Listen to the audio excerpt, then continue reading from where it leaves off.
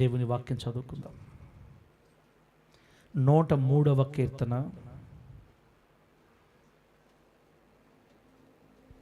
5వ వచనం చదువుకుందాం బిడ్డలారా. 103వ కీర్తన 5వ వాక్యం.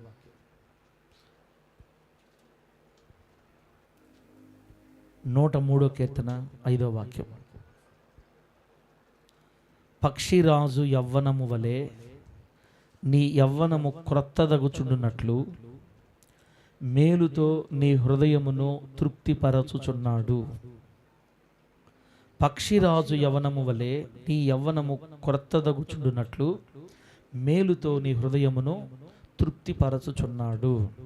చదివిన వాక్యాన్ని పరిశుద్ధాత్మ దేవుడు మనందరికీ అర్థమగునట్లుగా బోధించి వాక్యపు లోతులలో ప్రభు మనల్ని ప్రతిష్ఠించి పరిశుద్ధుల స్వాస్థ్యములో దేవుడు మనల్ని భద్రపరిచి లోకమునకు వెలుగై ఉండునట్లుగా ప్రభు మనల్ని మరణము వరకు స్థిరపరచును గాక. ఆమేన్.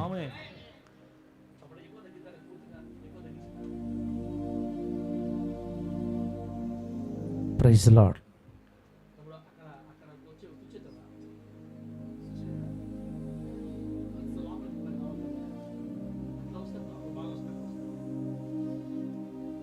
మాట మళ్ళీ ఫ్రీ అయిపోతుంది, తగ్గిపోద్ది. అట్లా మంచిది బిడ్డలారా. ఈ సాయంత్రం పూట ఎల్లాయిపాలెం ప్రాంతంలో మనందరితో పరిశుద్ధాత్మ దేవుడు మాట్లాడి మనకు నేర్పించాలి అనుకుంటున్నటువంటి మంచి అంశం ఏంటంటే మేలుతో నీ హృదయాన్ని తృప్తిపరుస్తాను అని. ఆమేన్. మన దేవుడు మన హృదయాల్ని తృప్తిపరిచే దేవుడు. మన హృదయములను తృప్తిపరిచే దేవుడు అనండి గట్టిగా. మన హృదయాలని మేలుతో తృప్తిపరిచే దేవుడు. తృప్తిపరిచే దేవుడు అని చెప్పుకోవటమే మనకు గొప్ప ధన్యత. ఈ భూలోకంలో తృప్తిపరిచే వాళ్ళు కనబడరు. దేవుళ్ళుగా చాలామంది అవుతున్న అనేక మంది తృప్తిపరిచే వాళ్ళు కనబడరు. మమ్మల్ని తృప్తిపరచండి అని చెప్తారు. చాలా త్యాయంకా అని ఉంటారు. 2 కోళ్ళు తెచ్చాం కదమ్మా, ఇంకేడ తేవాలి, మేకపోజుగా అంటారు. తేవాలి ఖచ్చితంగా. 30,000 అవుద్ది మీ అమ్మాయికి దెయ్యం పోవాలంటే మా దగ్గర. అయ్యా పేదోళ్ళం అయ్యా, నా మనుషులు ఉండేది బలమైంది, మేము ఇక్కడ కూర్చుంటే మాకు ఏమనుకుంటున్నాం. ఇంకా ఏం చేయలేక అప్పులు పాలైపోయి 30,000కి మాట్లాడుకొని 30,000కి అయిపోయిందా, 30,000 జరిగిపోయింది పెట్టేశారా, మళ్ళా వారం తర్వాత నెల తర్వాత మళ్ళీ వచ్చేస్తుంది. ఏంది నాయన బాబు ఏంది వచ్చిందంటే మళ్ళీ ఈసారి 50,000 పెట్టాలంటారు. మళ్ళీ ఈసారి బలంగా పెట్టాలంటారు. నా ప్రియమైన దేవుని బిడ్డలారా, దేవుళ్ళుగా చాలామంది అవుతున్న అనేక మంది బయట తృప్తిపరిచే వాళ్ళు లేరు. కానీ మనం ఆరాధిస్తున్న మన ప్రభువైన యేసయ్య మన హృదయాలని మేలుతో తృప్తిపరుస్తాడు. దేవునికి స్తోత్రం కలుగును గాక. నమ్మితే అనుభవిస్తావు యేసు నామంలో. దేవా నువ్వు ఎవరివంటే తృప్తిపరిచే దేవుడివి. మేలుతో తృప్తిపరుస్తావు తండ్రి, నెమ్మదితో తృప్తిపరుస్తావు, సంతోషమిచ్చి తృప్తిపరుస్తావు, ఆనందమిచ్చి తృప్తిపరుస్తావు. మేము ఎప్పుడు ఏడుస్తూ ఉండడం నీకు ఇష్టం లేనే లేదు. మా జీవితకాలం అంతా మేము ఏడుపుల్లో ఉండడం నీకు అసలు ఇష్టం లేనే లేదు తండ్రి. బిడ్డలారా, మనం ఒకటి గుర్తుపెట్టుకోవాలి. క్రైస్తవుడు ఒంటరి కాదు, క్రైస్తవురాలు ఒంటరి కాదు. క్రైస్తవులు ఎప్పుడు ఒంటరిగా ఉంటామని మనం అనుకుంటాం. క్రైస్తవులు ఎందుకు ఒంటరి కాదంటే క్రైస్తవులతో పాటు క్రీస్తు ఉంటాడనమాట. మన ప్రభువైన యేసయ్య మనలో ఉన్నాడు, మనతో ఉన్నాడు. దేవునికి స్తోత్రం కలుగును గాక. యెహోవా యందు భయభక్తులు వారు మీకు నీతి సూర్యుడు ఉదయించని రాయబడింది బైబిల్లో. దేవుని కోసం బ్రతుకుతున్న బిడ్డలమైన మనకి నీతి సూర్యుడు మనతో ఉన్నాడు. ఏ సూర్యుడు? నీతి సూర్యుడా నాలో ఉదయించు నజరేయుడా. 6:8 ఉందా? 6:8 ఉందా? నీతి సూర్యుడా నాలో ఉదయించు నజరేయుడా, నాలో ఉదయించు నజరేయుడా. నీతి సూర్యుడా నాలో ఉదయించు నజరేయుడా, నాలో ఉదయించు నజరేయుడా. సుచిను తల సుచొత్తు.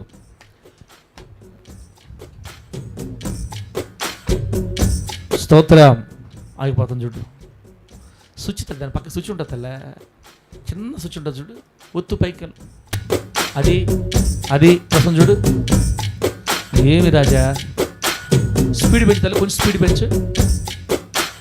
నీతి సూర్యుడా, నాలో ఉదయించు నజరేయుడా.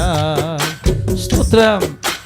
నీతి సూర్యుడా, నాలో ఉదయించు నజరేయుడా, నాలో ఉదయించు నజరేయుడా. స్తోత్రం. పర్వతములు తొలగినను, మెట్టలన్నీయు దద్దరిల్లినను. పర్వతములు తొలగినను, మెట్టలన్నీయు దద్దరిల్లినను.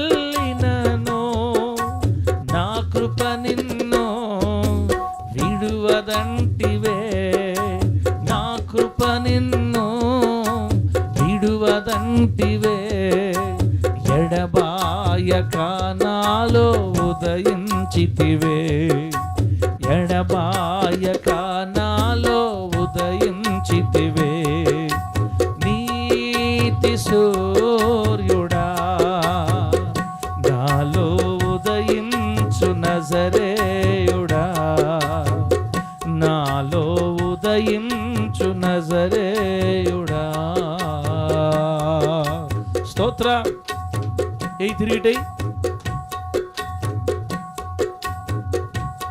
తిరిగిటు. నా స్తుతుల మధ్యలో నివసించు యేసయ్య, నా స్తుతులకు పాత్రుడా నీవేనయ్యా. తారరా తారారేరా. నా స్తుతుల మధ్యలో నివసించు యేసయ్య, నా స్తుతులకు పాత్రుడా నీవేనయ్యా. నీ సాధనముగా నన్ను మార్చినావయ్యా, నాలోన నీవు ఉదయించిన యేసయ్య. నీ సాధనముగా నన్ను మార్చినావయ్యా, నాలోన నీవు ఉదయించిన యేసయ్య. నీతి సూర్యుడా, నాలో ఉదయించు నజరేయుడా, నాలో ఉదయించు నజరేయుడా. నీతి సూర్యుడా, నాలో ఉదయించు నజరేయుడా, నాలో ఉదయించు నజరేయుడా. హల్లెలూయా. తిరిగిట్టే సాగితే బలం ఉంటుంది రాజా.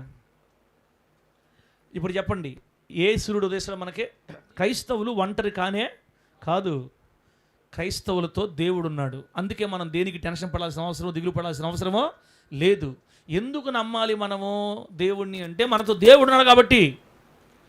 నాతో దేవుడున్నాడు అని ఈ భూమి మీద ధైర్యంగా చెప్పగలిగింది క్రైస్తవుడు ఒక్కడే. ఆమేన్. నాతో ఎవరున్నారు?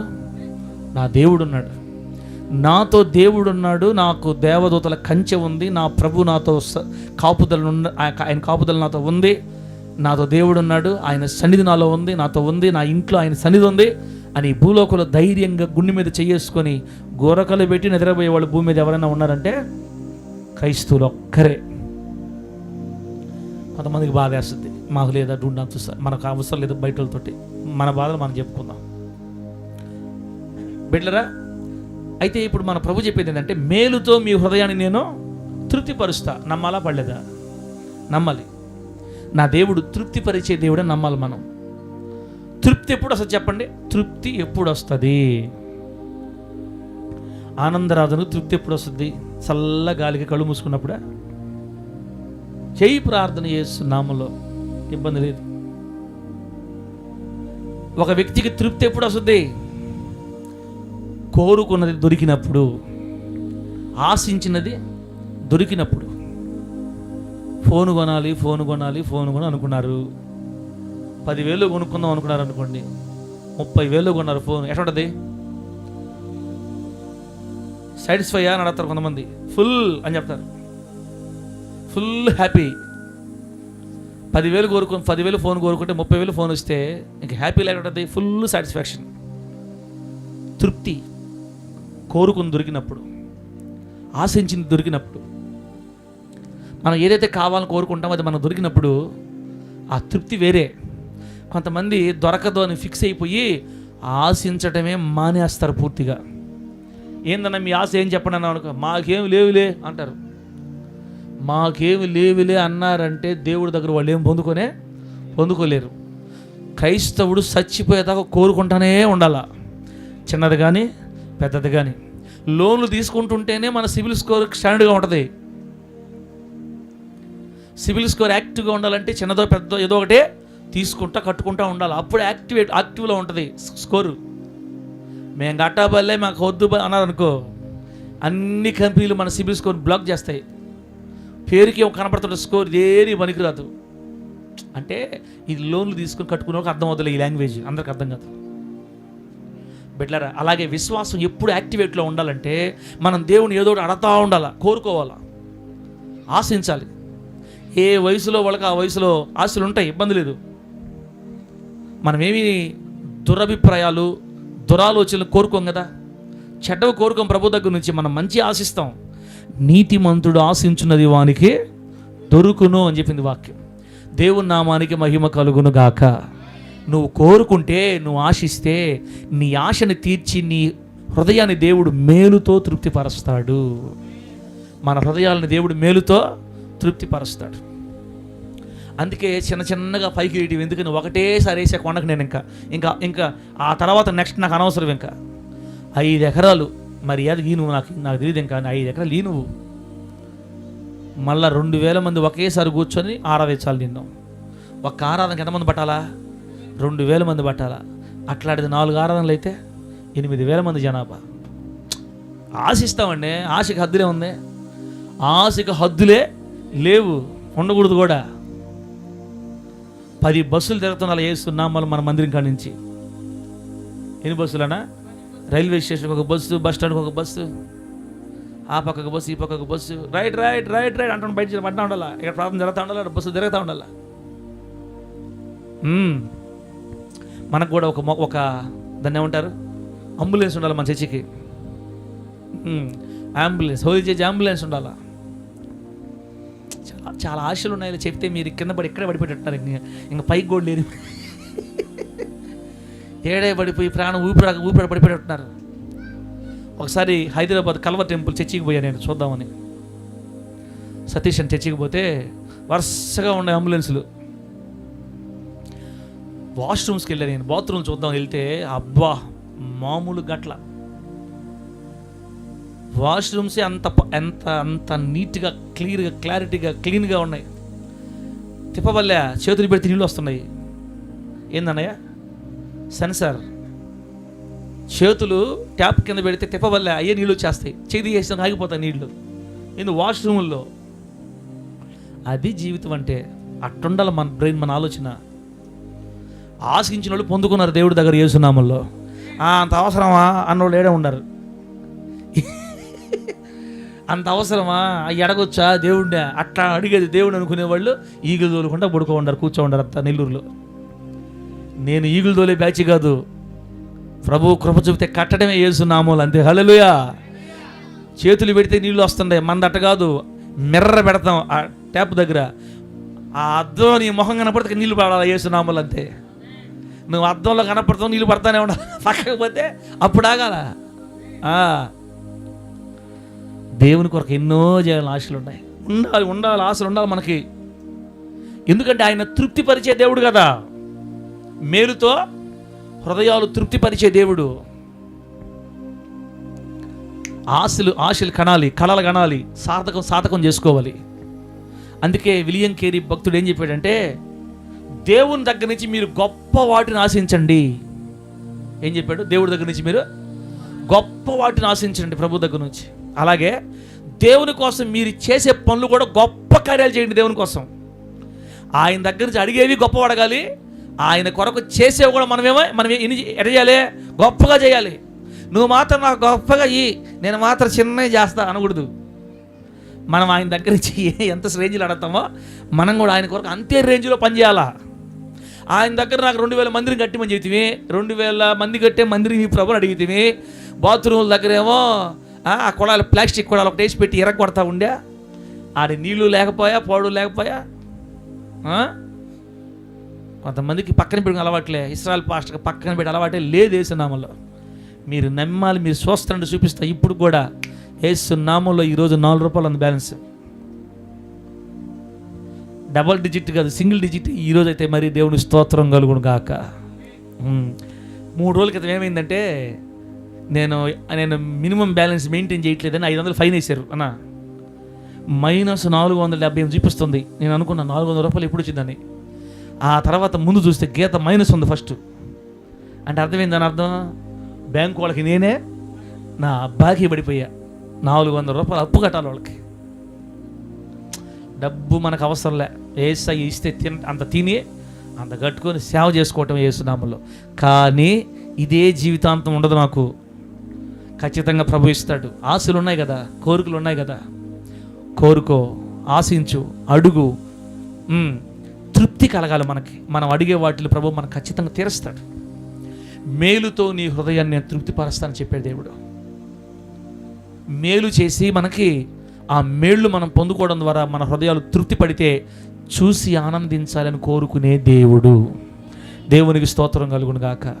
తల్లి, దేవునికి అసాధ్యమా? సాధ్యమా? ఏదైనా సాధ్యం కదమ్మా. సార్ బయట పరిస్థితులు బాగలేవు, మనకు ఎవరు పట్టించుకుని మనకు జాబులు ఇచ్చేవాళ్ళు లేరు, ఏదో సాగిపోతుంది సార్ జీవితం, మనదంత లేదు సార్. మంచిదే, కరెక్టే, మనకు అంత లేదు, మన స్థామన అంత కాదు, మనకెవరు బంధువులు లేరు, రక్త సంబంధికులు లేరు, మన మంచి క్యాస్ట్ లేదు, మంచి బ్యాక్గ్రౌండ్ లేదు, అసలు మన గురించి పట్టించుకునే వాళ్ళు లేనే లేరు. కానీ మన పక్షాన్ని ఎవరున్నారు? అది ఇజ్రాయేలు సైన్యములకు అధిపతి అని యెహోవా దేవుని కలుగున్నాం మనం. ఆయన మన పక్షాన దిగితే మన కోసం ఎవరిని తయారు చేస్తాడో, ఆయన ఎవరిని లైన్లోకి దించుతాడో, ఎవరిని రంగంలో తీసుకుంటాడో, ఎవరిని మధ్యలోకి దించుతాడో తెలియదు. మన స్టారు తిరిగిపోయి మన కన్నులే మనల్ని నమ్మలేనంత స్థాయికి తీసుకెళ్ళిపోతాడు యేసునామములో. అంతే. మనల్ని చూసి మనమే నమ్మలేం. నేనేనా, నాకేనా, ఇది నేనేనా? దేవుడు తమ్ముడా, నువ్వు నమ్మితే నమ్ము, నమ్మకపోతే నమ్మకపో. నేను చెప్తా. కారు దేవుడు మనకిచ్చిన తొలి రోజుల్లో మనకిచ్చిన తొలి రోజుల్లో ఇంచుమించు 4-5 నెలల దాకా ఈ కారు మందే పాస్టమ్మ, మందే అని అడిగేవాడిని కావాలని. నేను ఇది మందేనా, నిజంగా మన కారు మందేనా, నాకు అసలు నమ్మకం కలిగేది కాదు. ఎందుకంటే దేవుడు చేసే మేలు ఎట్లుంటాయంటే మన మీద మనకే డౌట్ వస్తుంది. అట్లాంటి అద్భుతాలు చేస్తాడు దేవుడు. ఇప్పుడు కొంచెం అలవాటు అయిపోయి మందే అని ఫీలింగ్ వస్తుంది, కానీ అప్పుడు అసలు నమ్మకం లేదు. ఇట్లా తిప్పేవాళ్ళం. ఇంతకుముందు వ్యాన్ ఉన్నప్పుడు కిటికీ దించుకోవాలనుకున్నావు, అదేం తిప్పుతారట, మిర్రర్ దించుకోవడానికి ఏమంటుంది తమ్ముడు, దాన్ని హ్యాండిల్తో దించుతూ ఉండాలి. తిప్పితే పైకి లేస్తే, దిగితే కిందకి పోతాయి. 4 తిప్పుకునేవాళ్ళం అందరమే. ఇప్పుడు బట్టను తితే జమ్మని లేస్తుంది, జమ్మని దిగుతుంది. అబ్బా, ఏమి కృప ప్రభువా, ఏమి ప్రేమ ప్రభువా నీ ప్రేమ. ఈ అద్దాలే కాదు, సైడ్ మిర్రర్స్ కూడా చప్పును తితే జమ్మని మూసుకుంటున్నాయి అంతే. వాటికే అన్ని స్విచ్లు తితే ఎట్లా అయిపోద్ది, ఎట్లా చేస్తుంది. దీనికే ఎట్టుంటే రేపు రాబోయే రోజు సన్ రూఫ్ వస్తుంది, సన్న పోద్ది వెనక్కి, అంత గాలి. నేను ఏమంటున్నానంటే, మన స్థాయికి అందని అద్భుతాలు చూసినప్పుడు మనకి తృప్తి కలగద్ది. మన మీద మనకే, నేనేనా, మనమేనా, మాకేనా, నాకేనా, నేనేనా, ఇదే పిచ్చి బట్టడి చేస్తాడు దేవుడు అవసరమైతే. అందుకే అంటున్నాను, మనం కోరడం మాత్రం మానకూడదు. యేసునామంలో నీకేం కావాలో ప్రభుని అడగాలి, ఆశిస్తూ ఉండాలి, ఆశపడతా ఉండాలి, ప్రార్థిస్తూ ఉండాలి, దేవుని చెప్పుకుంటూ ఉండాలి. బిడ్డ, మనం ఎంత బలహీనంగా ఉన్నా, మన స్థితిలో ఎంత బ్యాక్గ్రౌండ్ లేకపోయినా, మనకంటూ ఎవరు లేకపోయినా, అసలు నువ్వు లేవవు అని లోకమంతా చెప్పినా, మన పక్షమందు ఉన్నవాడు లోకంలో ఉన్న వాళ్ళందరికంటే గొప్పవాడు యేసు నామములో. పట్టుకొని లేపుతాడు పైకే. హల్లెలూయా. ఆయన ఒక్కడే లేపుతాడు మనల్ని. ఈ భూలోకంలో మనం లేపేవాళ్ళు లేరు. లేపతానని చెప్పిన అంత అబద్ధం అంతే. ఆ రీతిగా మేలులతో మన హృదయాలను మన దేవుడు తృప్తిపరచును గాక. ఏ దేవుడు? మన దేవుడు తృప్తిపరిచే దేవుడా? పెడతానని చెప్పి ఆశ చూపించి గుటకలు మింగే దేవుడా? నోటికాడికి వచ్చిందని తప్పించేసి తూచి నాకు తెలియదు అంటాడా? అట్లా ఉండదు ఆయన దగ్గర. తూచి నేను చూడలేదు, ఇదేంది నా వల్ల కాదు. ఒకసారి మా నానమ్మకి 7 దెయ్యాలు పట్టుకున్నాయంట. ఎన్ని దెయ్యాలు? 7 దెయ్యాలు. మన పెద్ద ఫీల్ అవసరం లేదు. 2000 దెయ్యాలు కూడా బైబిల్లో. గెరాసేలు దేశం ఉన్న వ్యక్తికి ఆ యవనస్తుడికి ఎన్ని దెయ్యాలు పట్టుకున్నాయంట? 2000 కంటే ఎక్కువ సేన. ఒక్క మనిషిలో 2000 దెయ్యాలు ఉంటాయా? ఉంటాయి, చెప్పలేము మనం. కానీ అని లేవులే మా నానమ్మకి 7 దెయ్యాలు. ఈ 7 దెయ్యాలు పట్టుకు ఆమె లేక నా దెయ్యాలు వచ్చినాయి అనుకో, చూడలేరంటే ఎవరు కూడా. ఈ వెంట్రుకలన్నీ ముందుకేసేసుకొని నాలుగు కిందకు తీసి ఎంగిలిగా ఆడుతూ ఉంటే, రేయ్ పెట్టరా నాకు అన్నమా అని అడిగేదంట తాతని. కేజీ బియ్యం వండి రెడీగా పెట్టి ఉండేవాడు, ఎప్పుడు వస్తుందా ఒంట్లో. కానీ ఆ ఒంట్లోకి రాగానే ఆ అన్నం అంతా తీసి, అప్పుడు ఇళ్ళ మధ్యలో రోడ్లు ఉండి కదా, ఇళ్ళ మధ్యలో రోడ్లు, ఆ రోడ్లో వేసి అన్నం వేసి మొత్తం ఇల్లంతా చల్లేవాడంట అన్నాన్ని నేల మీద. ఆ నాలుగుతో తీసుకొని నాలుగుతో తింటా అలా పడిపోయేదంట. 15 నిమిషాలు అరగంట సేపు తిని కేజీ బియ్యం తినేసే పడుకునేది. మళ్ళా కేజీ బియ్యం తినేసేది. ఎందుకు? ఒంట్లో ఉండి ఎంతమంది? 7. తినదంతా వాడికే పోతున్నాం. మళ్ళీ మా నాన్నమ్మ సన్నగా అయిపోయేది. అనేక దగ్గరలు తిప్పారు, ఏదో హాస్పిటల్ చూపించారు, ఏం తగ్గలేదు.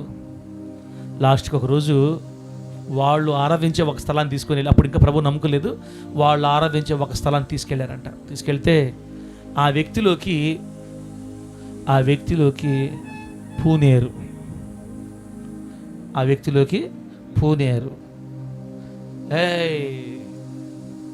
వచ్చాన్రా బాలా అనిందంట. అమ్మా ఇది స్తోత్రాలు కాదులే, మన కదా స్తోత్రమా. ఆడేమన్నాడు? ఏం చేసామ్మా, కనికరించావా తల్లి, మా జన్మ ధన్యమైపోయిందమ్మా. ఇదిగో ఏందిరా బాలా, నీ బాధ ఏందిరా బాలా? అమ్మా నా భార్యకి బాగలేదమ్మా, 7 దెయ్యాలు పట్టుకోండి అమ్మా. అప్పుడు ఆమె చెప్పిందంట, ఒరే ప్రకాశం, నేను ఎంతమందిని రా? నేను ఒక్కదాన్ని, వాళ్ళు 7 తీసుకొచ్చి నా ముందు పెట్టి, బాగలేదంటే నేనేమో ఎటకన పడుతున్నాను ఈ కంటికి. ఒకరు పేక, ఒకరు ముక్కు మొత్తం వచ్చేస్తారు నాకు. ఒక్కదాని దగ్గరికి 7 మంది తీసుకొని వచ్చి బాగలేదంటే పోయింది అంటే మేడం అంటే మీరు మన వల్ల కాదు, అయినే తలనొప్పి చెప్పు బాగు చేస్తాం, జలుబు చెప్పు, దగ్గు చెప్పు బాగు చేస్తాం. 7 మంది నా కళ్ళ ముందు పెట్టి వేసేయంటే ఏంది? వాళ్ళని వేసేస్తే ఏం మాట్లాడుతున్నాడు? సరే అమ్మా, నా కొడుకు బోన్ క్యాన్సర్ జబ్బు ఉందమ్మా, అదేమన్నా కొంచెం చూడమ్మా. ఒరే అయ్యా ప్రకాశం, జ్వరం చెప్పు, ఒళ్ళు నొప్పులు చెప్పు, తగ్గిస్తాం. క్యాన్సర్ అది, క్యాన్సర్, బోన్ క్యాన్సర్ అంటే క్యాన్సర్ వస్తే క్యాన్సర్ అయిపోవటమే అని చెప్పిందంట. క్యాన్సర్ వస్తే క్యాన్సర్ అయిపోవటమే, కానీ ఇక బాగుజీలు గీజీలు ఉండవు అనే లేకి తాతకి బాగా బాధ వచ్చి కోప్పడ్డాడంట. మేము ఆరాధించే వాళ్ళే మాకు ఈ మాటలు అయితే మమ్మల్ని ఎవరు రక్షిస్తారు? ఇంకా నా కొడుకు చచ్చిపోతాడు, నా భార్య చచ్చిపోద్ది అని ఏడుస్తూ ఉంటే అప్పుడు చెప్పిందంట, నేను చెప్తాను కానీ ఎక్కడికి పోతే బాగోవద్దో నేను ఒక పేరు చెప్తా, నా సంగతి నువ్వు ఎక్కడ కూడా ఇంకా చెప్పకూడదు. చెప్పేవంటే రక్తంగా చచ్చిపోతావు అని చెప్పిందంట. రక్తంగా చచ్చిపోతావు నువ్వు, నీ బాధ చూడలేక చెప్తున్నాను. భూమి మీద నజరేయుడైన యేసు అనే ఒక దేవుడు ఉన్నాడు. నీ బిడ్డని, నీ భార్యని ఆయన ఒక్కడే బాగు చేస్తాడు. వెళ్ళిపో అని చెప్పిందంట. దేవుడికి స్తోత్రం కలుగును గాక. మీ ప్లేస్లో నేనుంటే సపోర్ట్ కొట్టేవాడిని ఇప్పటికి. అసలు చెత్త మామూలు కొట్టేవాడిని కాదు, అసలు అంత భయంకరంగా కొట్టేవాడిని. దేవుని నామానికి మహిమ కలుగును గాక. హల్లెలూయా.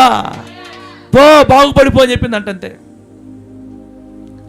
దండలు దస్కాలు పెట్టి అడ్రస్ లేకుండా ఉన్న స్థలం అమ్మేసి మొత్తం పాటల గేటలు మొత్తం ఇచ్చేసి బయట వాళ్ళకి పరిగెత్తాడు. అల్లూరికి వెళ్ళిపోయి దేవుని మందిరంలో చర్చిలో పడిపోయాడు. మా నాన్నకు ఆరోగ్యం బాగైంది, అనారోగ్యం బాగైంది, స్వస్థపరచబడి ఆయన పెళ్ళిళ్ళు చేసుకుంటే మేమందరం పుట్టి ఇప్పుడు సేవ చేస్తున్నాం. అది సంగతి.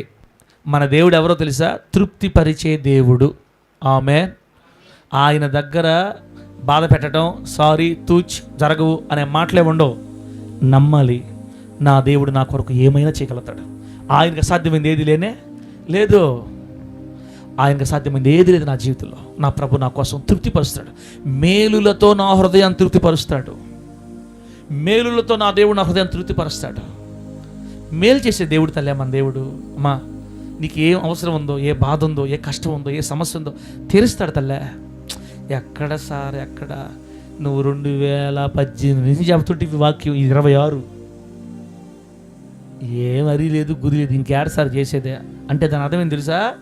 దేవుడు చేస్తాడని నమ్మకం నీకు లేదని అర్థం.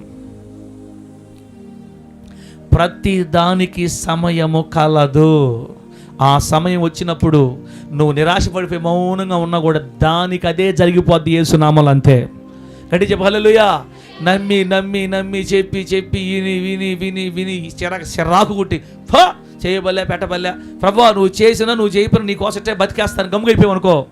ఆ టైం వచ్చినప్పుడు ఆయనే నీ దగ్గరకు వచ్చి నీ వెన్ను తట్టి నీకు ధైర్యం చెప్పి నువ్వులే పైకిలే ఏంది నువ్వు బిడ్డ పైకిలే అని ఆయనే చేతులు పట్టుకొని పైకి లేపి నేను బలపరిచి నువ్వు కోరుకున్న వాటిని ఒక్కొక్కటి నీకు ఇచ్చి మేలులతో నీ హృదయాన్ని తృప్తిపరిచి సాక్షిగా నిలబెడతాడు యేసు నామములో. ప్రభువుకు మహిమ కలుగును గాక. అందుకే దేవుణ్ణి మనం నమ్మాలి. మనము నమ్మవలెను కదా అంటాడు బైబిల్లో. ఆయన మన ప్రార్థన ఆలకించి మన అడుగు వాటిని మనకు దయచేయువాడని మనము నమ్మవలెను కదా. అన్న నమ్మితే ఖచ్చితంగా మేలుతో మన హృదయాన్ని దేవుడు తృప్తిపరుస్తాడు. నేను నమ్ముతున్నాను, మీరు నమ్ముతున్నారు లేదా? మా రాజా తమ్ముడు ఏంటంటే, ఉన్నాను సార్ నువ్వు, నీకు తెలీదా ఏ గుమ్మల దెబ్బల సంగతి తెలియదు, బాంబులు వేస్తారా? గుమ్మల దెబ్బలు అంటూ వాళ్ళని 1000 మంది చూసాడు ఏసయ్య. ఆమె అని చెప్పు గట్టిగా.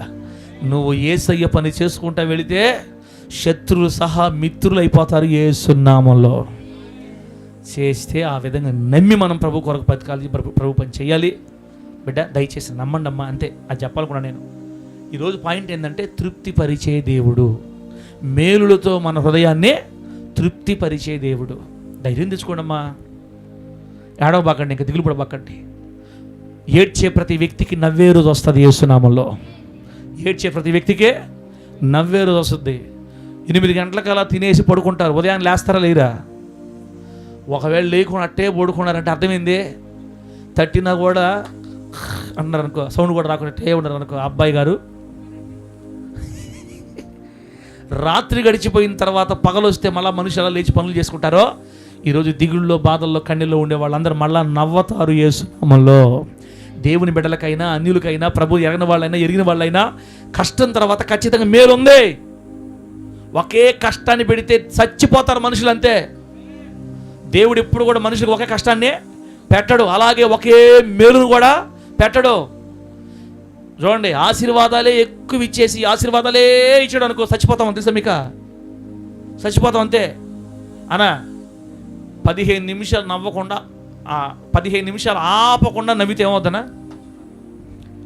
15 నిమిషాలు అవసరమా? 5 నిమిషాలు చాలదా?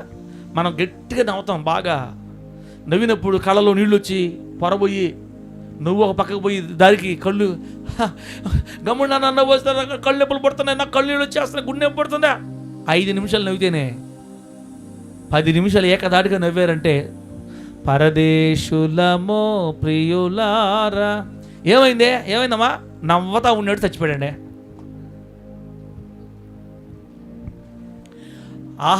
ఆరోగ్యానికి ఆహారం తినాలా పడలేదా? శరీరం ఆరోగ్యంగా ఉండాలంటే ఆహారం తినాలా పడలేదా? మధ్యలో పండ్లు తింటే ఇంకా మంచిది. ఇక ఈ రోజు నుంచి గంటకి పెట్టాలి మీకు అన్నం, గంటకి పండ్లు, గంటకి అన్నం. 24 గంటలకు 24 సార్లు తినడానికి ఏమైపోద్దా? మంచివే తినడం, లిమిట్గా ఉండాలి. అందుకే దేవుడు ఏంటంటే సుఖ దుఃఖాలు జతపరిచాడు. సుఖ దుఃఖాలని జతపరిచి మనుషుల మీద పంపిస్తున్నాడు. కొద్ది కాలం కష్టం, తర్వాత సంతోషం. కొద్ది కాలం సంతోషం, మరలా కొన్నిసేపు కొన్ని క్షణాలు దుఃఖం, మళ్ళా వెలుగు చీకటి, వెలుగు చీకటి, వెలుగు చీకటి మనకు ఎలా వస్తున్నాయో కష్టం, సంతోషం, బాధ, దుఃఖం, ఆనందం, నాట్యం ఇవన్నీ మన జీవితాల్లో వరుసపెట్టి వస్తూ ఉంటాయి. వీటిని ఎవరు ఆపలేరు. మనం గుర్తుపెట్టుకోవాల్సింది ఏంటంటే వాటి పాటిగా వచ్చిపోతున్నా మనం ఆరాధించే దేవుడు మన మేలులతో మన హృదయాలు తృప్తిపరిచే దేవుడు. దేవునికి స్తోత్రం కలుగును గాక. గడి చెప్పండి హల్లెలూయా. కష్టాలు వచ్చినా కష్టాల నుంచి తప్పించే దేవుడు మనకే ఉన్నాడు. బాధలు వచ్చినా బాధల నుండి లేవనెత్తే దేవుడు మనకే ఉన్నాడు. దిగులు పడకము, నేను నిన్ను బలపరుస్తానని చెప్పిన దేవుడు మనతో ఉన్నాడు. ఈ ధైర్యం చాలదా బతకడానికి? ఈ ధైర్యం చాలదా సంతోషంగా జీవించని బిడ్డలారా? కాబట్టి తృప్తిపరచు దేవుణ్ణి మనం ఆరాధిస్తున్నాం. నువ్వు అడిగిన వాటిని ఖచ్చితంగా ఒక సమయాన దేవుడు నీకు ఇస్తాడు. ఇచ్చి తీరతాడు యేసు నామములో. మన టైంలో కాకపోయినా ఆయన టైంలో మాత్రం ఖచ్చితంగా ప్రతిదానికి సమయం ఉందన్నట్టు ఆ సమయం వచ్చినప్పుడు ఆయన సమయంలో అన్నీ చేసి ముగిస్తారు బిడ్డలారా. బైబిల్లో తృప్తిపరిచే అనుభవాలు గుర్తు చేసుకొని నేను ముగించేస్తా. ఇంకా తృప్తిపరిచే అనుభవాలు దేవుడు కొన్ని మేలులు చేసి వాళ్ళని తృప్తిపరిచాడు బైబిల్లో. వాళ్ళు ఎంతో సంతోషపడ్డారు ఆ మేలు జరిగిన తర్వాత. అటువంటి బిడ్డల్ని ఒక ఇద్దరు ముగ్గురు జ్ఞాపకం చేసుకొని మనం ముగించేసుకుందాం. ప్రభు నామానికి మహిమ కలుగును గాక. తమ్ముడు యూట్యూబ్ పనిచేస్తుందా? ఫాదర్స్ డే పాట ఉంది, ఒక పాట. నానా ఓ నానా లేదా? ఎందుకు లేదు? ఇష్టపోతుంది కదా నువ్వా? ఇక్కడ నెట్లో రాదా? డౌన్లోడ్స్ లేదా? తమ్ముడు చూస్తారు, తమ్ముడు నెట్ ఉందంటలే. నానా ఓ నానా అబ్రహాము వంటి నానా, నా క్షేమముకై నిత్యమాలోచించే బంగారు నానా, నానా ఓ నానా అబ్రహాము వంటి నానా. పనిచేస్తుందా? నెట్ పనిచేస్తుందా? లేదు పని చేయదా? సరే పని చేయి, రిధం పెట్టు చాలు. ఇవి ఆపేసి, ఆ ఫోన్ ఆపేసి.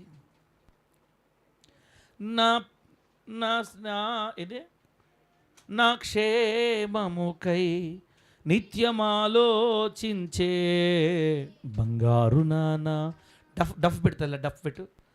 రెక్కలు మొక్కలు చేసి నాకు అన్న వస్త్రములనిచ్చి విద్యాబుద్ధులు నేర్పి నీ గుండెపై మోసినావు. రెక్కలు ముక్కలు చేసి నాకు అన్న వస్త్రములనిచ్చి విద్యాబుద్ధులు నేర్పి నీ గుండెపై మోసినావు. Happy father's day, I love you forever. నీవే నా మాదిరివే, నీ ముదిమిలో తండ్రి నవ్వుతా. Happy father's day, I love you forever. నీవే నా మాదిరివే, నీ ముదిమిలో తండ్రి నవ్వుతా. Happy father's day, I love you forever. నీవే నా మాదిరివే, నీ ముదిమిలో తండ్రి నవ్వుతా. మచ్చి నానా ఓ నానా అబ్రహాము వంటి నానా, నానా ఓ నానా అబ్రహాము వంటి నానా. స్తోత్రం.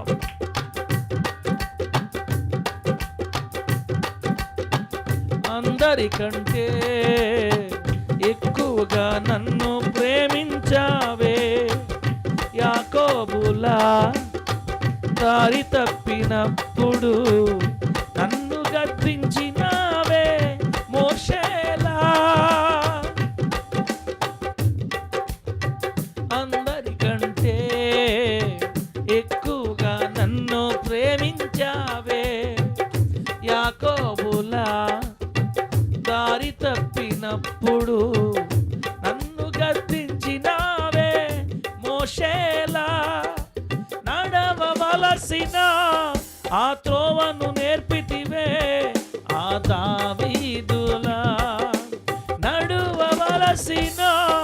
ఆ త్రోవను నేర్పితివే ఆ దావీదులా. భక్తి మార్గమును నాకు నేర్పు చూపించితివే అహరోనులా. భక్తి మార్గమును నాకు నేర్పు చూపించితివే అహరోనులా. Happy father's day, I love you for ever.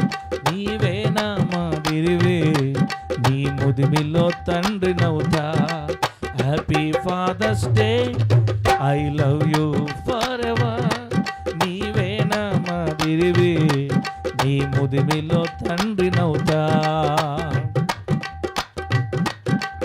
నానా ఓ నానా, అబ్రహాము వంటి నానా. స్తోత్రం. Happy father's day. అందరికంటే తక్కువగా నిన్ను ప్రేమించానే, ఆములా నీ గుండెలో శూలాన్ని గుచ్చినానే అబ్షాలోములా.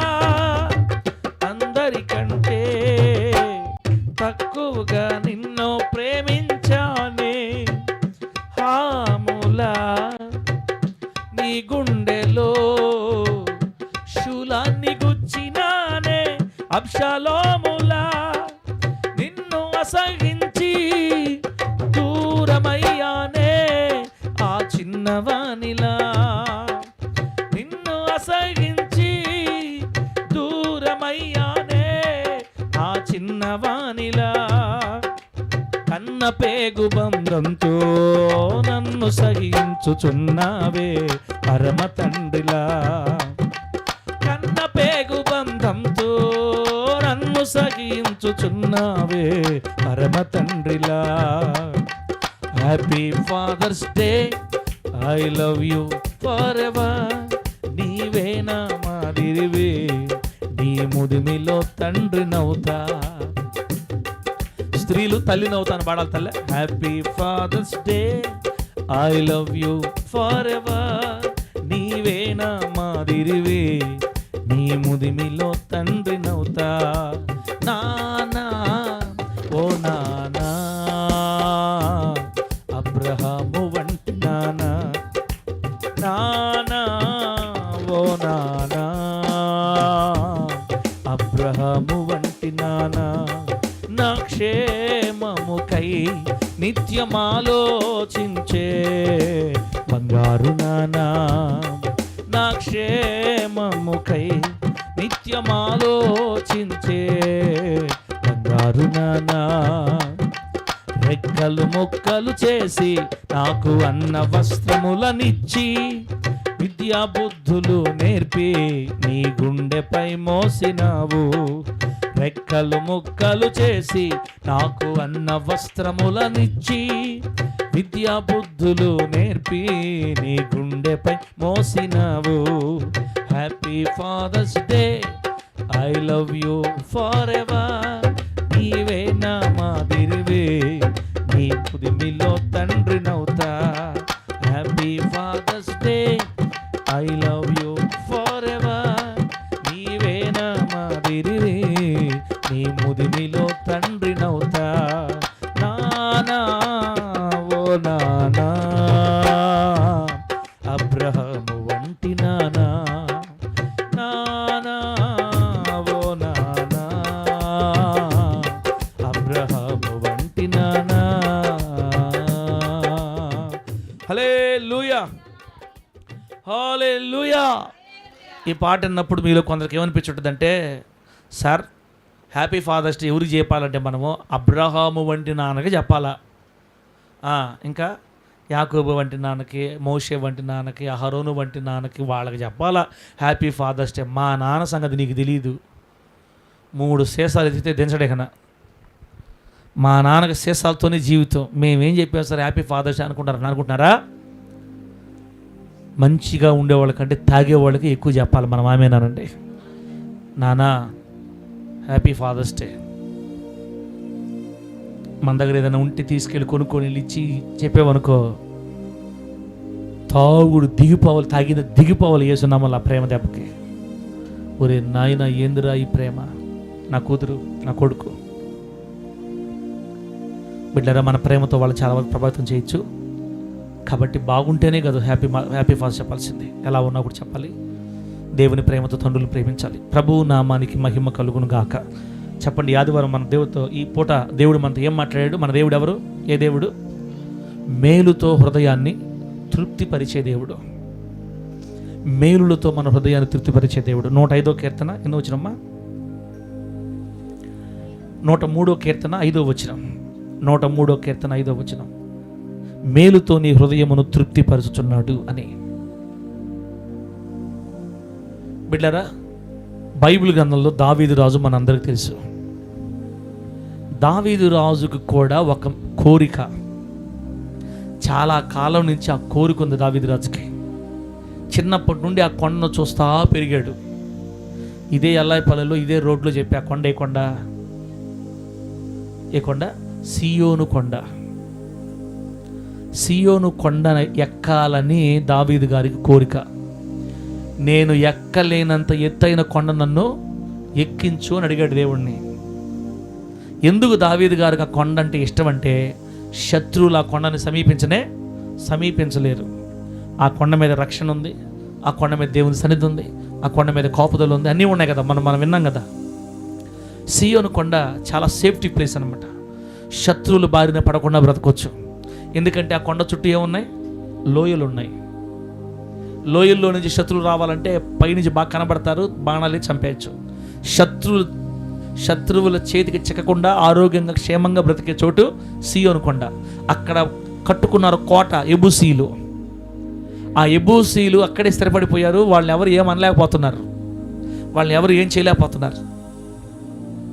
చిన్నప్పటి నుంచి దావీదుకు ఆశ ఏంటంటే, ఏ నాటికైనా ఆ కొండ నేను ఎక్కాల, ఆ కొండ మీద నా నగరు కట్టుకోవాలి, నా ఇల్లు కట్టుకోవాలి, నేను అక్కడ నివాసం చేయాలి, నేనే రాజునైతే అదే రాజధాని చేస్తా. ఇట్లా ఆశలు ఆయనకి ఎన్ని బాధలు ఉన్నా, ఎన్ని కష్టాలు ఉన్నా, ఆ గొర్రెలు మేపుకుంటూ ఆ పొలాల్లోకి వచ్చినప్పుడు ఆ పొలాల్లో నుంచి కనబడతా ఉంటుంది ఆ కొండ. దేవా, అక్కడ నన్ను ఎక్కించు, అక్కడ నన్ను ఎక్కించు, అక్కడ నన్ను ఎక్కించని కోరుకున్నాడు. టైం వచ్చింది. సరిగ్గా 30 సంవత్సరాల వయసులో దేవుడు దావీదు గారి ఆశ తీర్చాడు. దేవుని స్తోత్రం కలుగును గాక. మేలులతో హృదయాన్ని తృప్తిపరచు దేవుడు దావీదు హృదయంలో ఉన్న ఆశని తీర్చాడు. డైరెక్టర్ గారు ఉన్నారా వెళ్ళిపోయారా? అప్పుడే పోతే ఫోన్లు ఏం కదిలే, పోయిసిరండి. అప్పుడప్పుడు పోయి వస్తుంటే తా కిందకు పోయిందంటే అర్థమైందో ఉంది. ఓకే. మేలుతో హృదయాన్ని తృప్తిపరిచే దేవుడు దావీదు గుండెల్లో ఉన్న ఆశని, దావీదు గారి గుండెల్లో ఉన్న ఆ అపేక్షని, నిజం చెప్పండి తల్లి, ఒక మాట తల్లి, దావీదుకి ఆ కొండ ఎక్కడం మనిషికి సాధ్యమా? సాధ్యం కాదు. ఎందుకంటే యెబూసీలు బలవంతులు, వాళ్ళు పైనుంచి బాణాలే చంపేస్తున్నారు. తనకు తానుగా ఆ కొండని జయించడం మహా అసాధ్యం. సైన్యాన్ని తీసుకెళ్ళినా ఓడిపోతున్నారు. పెద్ద పెద్ద రాజులే ఓడిపోయి అసలు ఆ జోలికి పోకుండా వదిలేశారు వాళ్ళని. వాళ్ళు మహా గర్విష్ఠులు అయిపోయినారు. అసలు ఆ కొండని జయించడం మనిషికి అసాధ్యం. కానీ దావీదుకి ఒక నమ్మకం ఉంది. రాజా దావీదుకి ఒక నమ్మకం ఉంది, నా దేవునికి సమస్తము సాధ్యం. ఆయన ఏదైనా చేస్తాడు, ఏమైనా చేస్తాడు నా కొరకు. ఖచ్చితంగా ఆ కొండ నా సొంతం అవుతుంది అనుకున్నాడు. చిన్న వయసు నుంచి 18 సంవత్సరాల కళ్ళగంటా ఉన్నాడు, ప్రార్థన చేస్తూ కళ్ళగంటున్నాడు.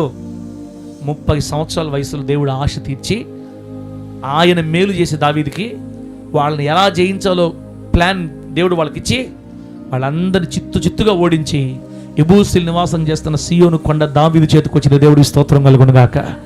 ఆ రోజు దావీదు గుండెల్లో సంతోషం ఉంటుందా, ఉండదా? అది అందుకే మన దేవుడు తృప్తిపరిచే దేవుడు అయ్యాడు మనకి. ఆ రోజు దావీదుకి ఎంత తృప్తో బైబిల్ రాయబడింది. దావీదు గారు తన కోసం ఆ కొండ మీద ఒక నగరును కట్టించుకున్నాడంట. ఏం కట్టించుకున్నాడు? నగరు. దేవదారు మ్రాణులతో నగరు కట్టించుకున్నాడు. ఇప్పుడు మాటల ప్రకారం చెప్పాలంటే ఇటాలియన్ మార్బుల్స్, ఇటాలియన్ రాళ్ళు తీసుకొచ్చి ఇక్కడ 2 కోట్లు పెట్టి ఇల్లు కట్టించుకున్నట్లు లెక్క. చీపుగా 2 కోట్లు 3 కోట్లు అంతే. అన్ని విదేశాలు తెప్పించుకొని ఇల్లు కట్టించుకున్నట్లు లెక్క. ఆ ఇల్లు కూడా మామూలు ఇల్లు కాదు, రాజప్రాసాదం లాగా ఉంటుంది, కోటలాగా ఉంటుంది అట. డబ్బు తక్కువ లేనప్పుడు ఏమేం చేస్తారు కదా. కాబట్టి బిడ్డలారా, ఒకనాటికి దావీదు గారి ఆశ ఫుల్ఫిల్ అయింది. దావీదు కోరికను ప్రభు తీర్చాడు. దావీదు హృదయ ఆశ వాంఛ తీర్చాడు. అప్పుడు దావీదు హృదయం తృప్తిపరచబడింది.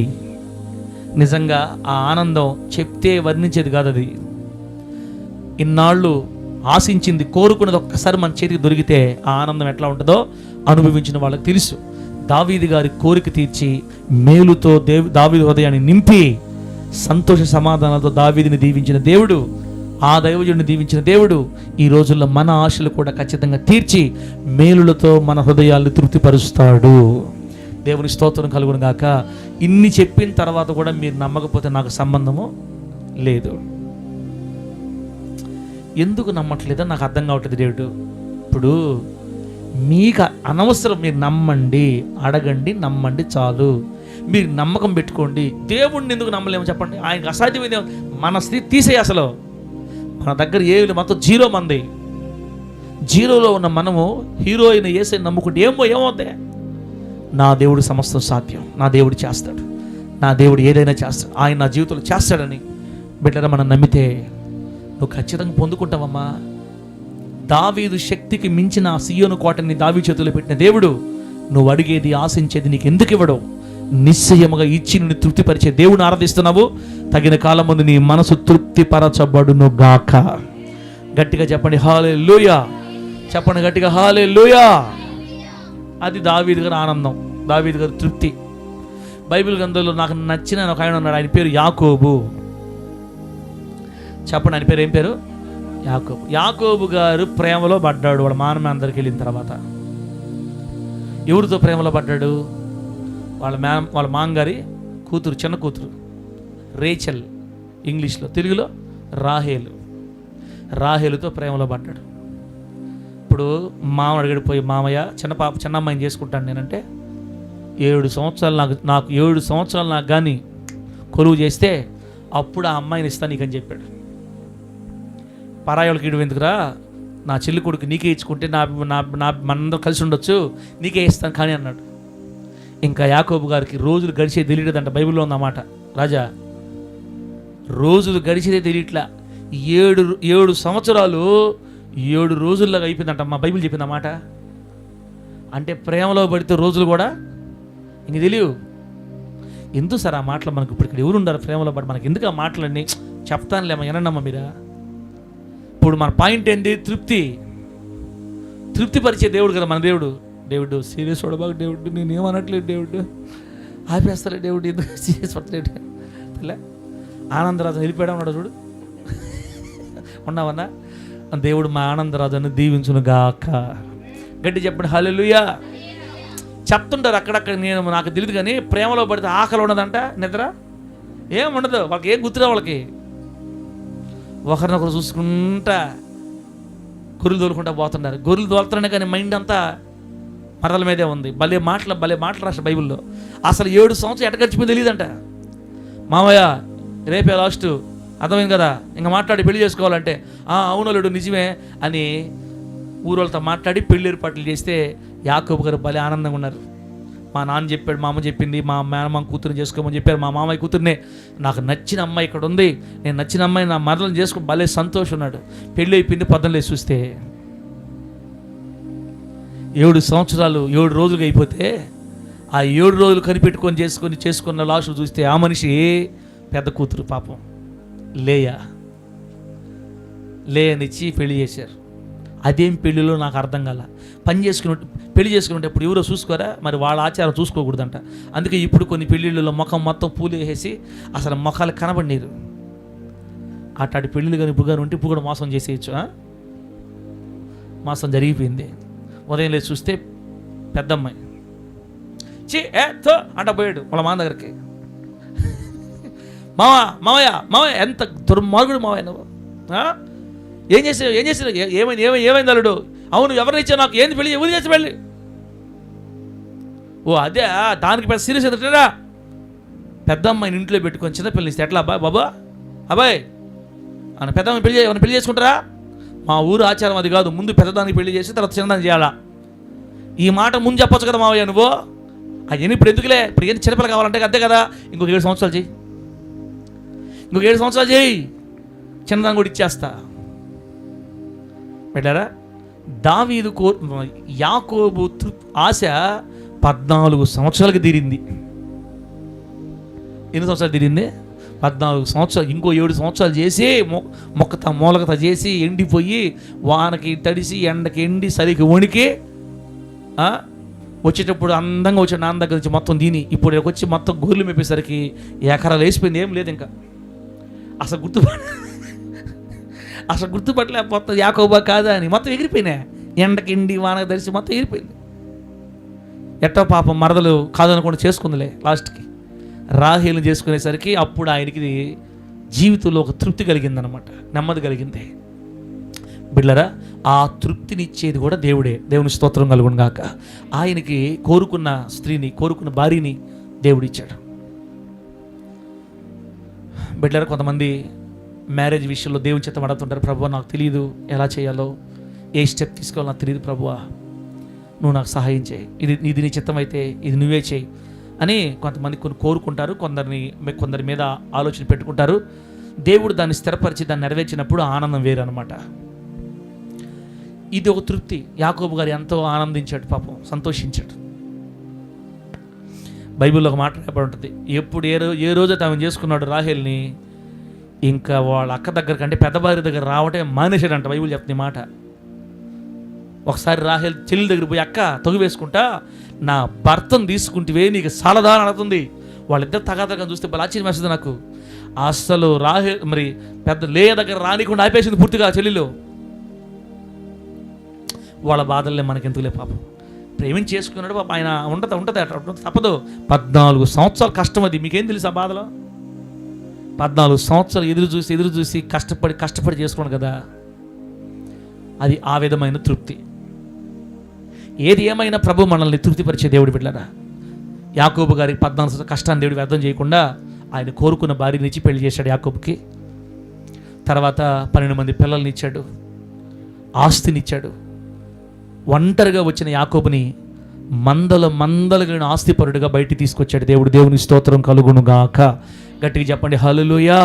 యాకోబుకి భార్య విషయంలో అది మేలు చేసింది, పిల్లల విషయంలో మేలు చేశాడు, ఆస్తి విషయంలో మేలు చేశాడు. వాళ్ళ మామ కంటే కూడా ఆస్తిపరుడుగా మారిపోయాడు. దేవుడి స్తోత్రం కలుగును గాక. దేవుడు మేలు చేస్తే మన గుండెలు అలా పొంగి ప్రవహిస్తాయి, తృప్తితో నెమ్మదితో పొర్లి ప్రవహిస్తాయి. బలమైన ఆశీర్వాదంతో బయలుదేరి వెళ్తున్నాడు యాకోబు. ఇది యాకోబు తృప్తి. ఎక్కలేనిది ఎత్తైన కొండ మీకు ఎక్కినప్పుడు దావీదు తృప్తి. అది దావీదు తృప్తి. యెహోషువ ఉన్నాడు. యెహోషువ యుద్ధం చేస్తున్నాడు అమాలేకులతోటి. శత్రువులు ఎక్కువ మంది ఉన్నారు. యుద్ధం సాయంత్రం అయిపోతూ ఉంది. ఇక్కడ శత్రువులు మిగిలిపోయారంటే రేపు మళ్ళీ వీళ్ళు గెలిచేస్తారని భయపడిపోయి ఆలోచించి యెహోషువ గారు, ప్రభువా శత్రువులు పగ తీసుకోవడానికి ఇంకా టైం ఉంది, ఇంకా చాలామంది బతుకున్నారు, ప్రార్థన చేస్తున్నాడు. అయ్యా నాయనా సూర్యుడా నువ్వు గిబియోనులో ఆగిపో, చంద్రుడా నువ్వు అయ్యాలోన్ లోయలో ఆగిపో, శత్రువు నీ బిడ్డలు శత్రువుల మీద పగ తెచ్చుకునే వరకు నువ్వు కదలకూడదని ప్రార్థన చేశాడంట. అదేందో విచిత్రంగా, ఇంతవరకు ప్రపంచ చరిత్రలో ఒక్కర ప్రార్థన కూడా దేవుడు వినలా విధంగా యెహోషువ ప్రార్థన విని సూర్యుడిని చంద్రుడిని చెప్పిన స్థలాల్లో ఆపేశాడు దేవుడు. దేవుని స్తోత్రం కలుగును గాక. గట్టి చెప్పండి హల్లెలూయా. ఒక రోజంతా సూర్యుడు చంద్రుడు అక్కడి నుంచి కదలలా. అందుకే భూ చరిత్రలో ఒక రోజు మిస్ అయిందని శాస్త్రవేత్తలు కనుక్కున్నారంట. ఒక రోజు మిస్ అయింది. ఆ మిస్ అయిన రోజు ఎక్కడ ఉందంటే యెహోషువ దగ్గర ఉంది. ఒక రోజంతా మధ్యాహ్నం 2 గంటలకు సూర్యుడు ఆగితే రేపు మధ్యాహ్నం 2 గంటలకు మళ్ళీ సూర్యుడు కదిలాడు అంతే అక్కడి నుంచి. అబ్బా ఆ రోజు యెహోషువకి ఎంత తృప్తో. ఈ బలహీనుడు ప్రార్థన నా దేవుడు అన్నాడు. ఈ బలహీనుడు ప్రార్థన దేవుడిని అసలు సాయంత్రం అవ్వలేదు, రాత్రి కాలేదు, మా శత్రు మేము పగ తీర్చుకునేదాకా యుద్ధం అంతా మేము జయించే వరకు నా దేవుడు నా ప్రార్థన సూర్యుడిని ఆపేశాడు. ఆ రోజుల్లో ప్రపంచ దేశాల్లో చెప్పుకొని ఉంటారు ఆ సంగతి, ఫలానా దగ్గర ఇలా జరిగిందంట. దేవుడు వాళ్ళ ప్రార్థనని సూర్యుడిని ఆపేశాడంట. అది బలమైన జనాంగం, దేవుడు వాళ్ళ పక్షం ఉన్నాడని ప్రపంచ ప్రజలందరూ చెప్పుకొని ఉంటారు. బిడ్డలారా, ఎంత తృప్తి, ఎంత మేలు నిజంగా యెహోషువకి. ఇన్ని చేస్తున్నాడు మన పితరులకి, మనకు చేస్తాడా చేయడా? ఎందుకు ఈ టెన్షన్ నాకు అర్థం కాదు ఒక్కొక్కసారి. ఎందుకు ఈ దిగులు, ఎందుకు ఈ బాధ? మన పితరులందరూ ప్రభు దగ్గర పొందుకున్నారు కదమ్మా. అదేమంటే అదొక మాటలు చెప్తారు మీరు, వాళ్ళు ప్రార్థనా పరులు లేదు సార్, వారు భక్తి పరులు లేదు సార్, వాళ్ళు చిన్న భక్తి పరులు కాదు సార్, వాళ్ళు అంత భక్తి పరులు, ఎంత భక్తి పరులు సార్. అమ్మా, ఎంత భక్తి పరులు అయినా వాళ్ళల్లో కూడా మనలాంటి బలహీనతలే ఉన్నాయి. వాళ్ళు మనుషులే. వాళ్ళు భక్తి చేసినందుకు దేవుడు వాళ్ళని దీవించలా, వాళ్ళని దీవించడం దేవుడికి ఇష్టమైంది. యేసునామములో ఆమేన్ చెప్పు, గట్టిగా చెప్పు హల్లెలూయా. యెహోషువ ప్రార్థన విని సూర్యచంద్రులను ఆపింది యెహోషువ భక్తిని బట్టి కాదు. అక్కడ అవసరం ఉందని ప్రభువుకి అర్థమైంది. దయతో, కరుణతో, కనికరంతో యెహోషువ గారి ప్రార్థన దేవుడు ఆలకించి ఆయన ఆపాడు. అంతే. చెయ్యదలుచుకుంటే తన బిడ్డలకు ఆయన ఎంతటి మేలైనా చేస్తాడు. నా రెండు జోడించి మీకు చెప్పేది ఏంటంటే, థింకింగ్, ఆలోచన పాజిటివ్గా ఉండాలి మనకి. నా దేవుడు అనుకుంటే చేస్తాడు. నాకు చెయ్యదలిస్తే నా దేవుడు ఖచ్చితంగా చేస్తాడు. నా స్థితిగతులన్నీ పూర్తిగా మారిపోతాయి. నా పరిస్థితులు ఆశీర్వాదకరంగా మారిపోతాయి. నేను సమాజానికి దీవెనకరంగా మారతా, మందిరానికి దీవెనకరంగా మారతా, అనేకులకు ఆశీర్వాదకరంగా మారతా. నా ప్రభు నా జీవితాలు విప్లవాత్మకంగా దీవించి వాడుకుంటాడని నమ్మకం మన గుండెలు ఎప్పుడు వేరుపారి ఉండునుగాక. గట్టి చెప్పండి హల్లెలూయా. బిడ్డలారా, మేలుతో తృప్తిపరిచే దేవుడు.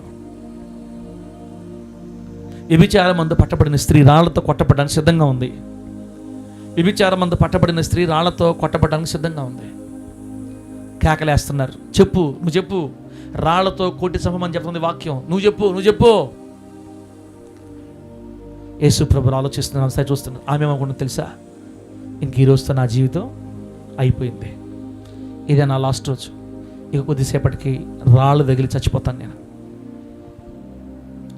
ఎక్కడో ఒక చిన్న ఆశ, ఈయనైనా నన్ను బ్రతికిస్తే ఎంత బాగుండు, ఈయనైనా ఒక అవకాశం నాకు ఇస్తే, ఈ బోధకుడైనా, ఈ దైవజనుడైనా, ఈ సేవకుడు, ఈ ప్రభు అయినా నాకు చిన్న అవకాశం ఇస్తే నేను బ్రతికితే ఎంత బాగుండని ఏడ్చుకుంటుంది లోపల. గుండెలు పగిలి రోధిస్తుంది లోపల.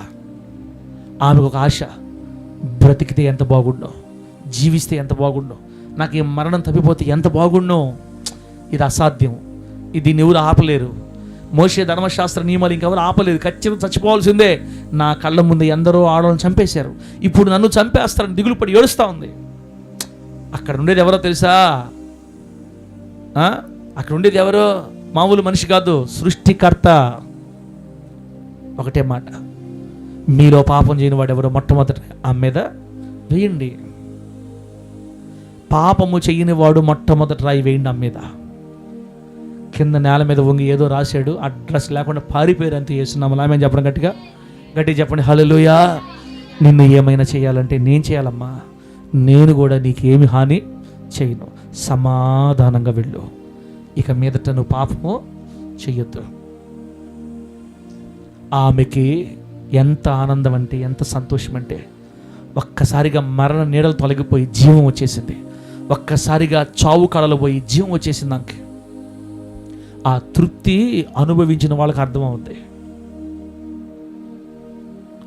ఒకసారి ఏం జరిగిందంటే, చెప్పాను మీకు, ఎక్కడ చెప్పాను అనుకుంటా, మన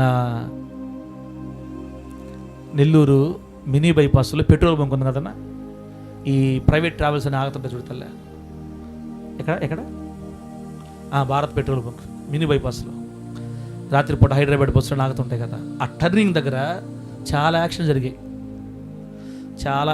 జరిగాయి, చనిపోయారు కూడా చాలామంది ఈ మధ్యకాలంలోనే. ఒకరోజు నేను కూడా ఏదో పని మీద ఫాస్ట్గా వెళ్తున్నా, బస్సు చాలా స్లోగా వెళ్తుంది, తిరగతుంది అన్నమాట స్లోగా. నేను దాటేద్దామని చెప్పి ఫాస్ట్గా వెళ్ళిపోయాను. వెంటనే వచ్చేసాడు అతను ముందుకి. సరే నేను స్లో చేస్తే అతను టర్నింగ్ తిప్పుతున్నాడు కదా, నేను స్లో చేసిన దగ్గరికి బస్సు వచ్చేస్తూ ఉంది. నేను ఫాస్ట్ వెళ్ళిపోదాను, ముందుకెళ్ళి అతను వెంటనే ఫాస్ట్ చేసేసాడు. నేను స్లో బ్రేక్ వేసాను, కానీ అతను బస్సు తిప్పడం వెనక చక్రం బండి మీదకి వచ్చేస్తా ఉంది. బండి మీదకి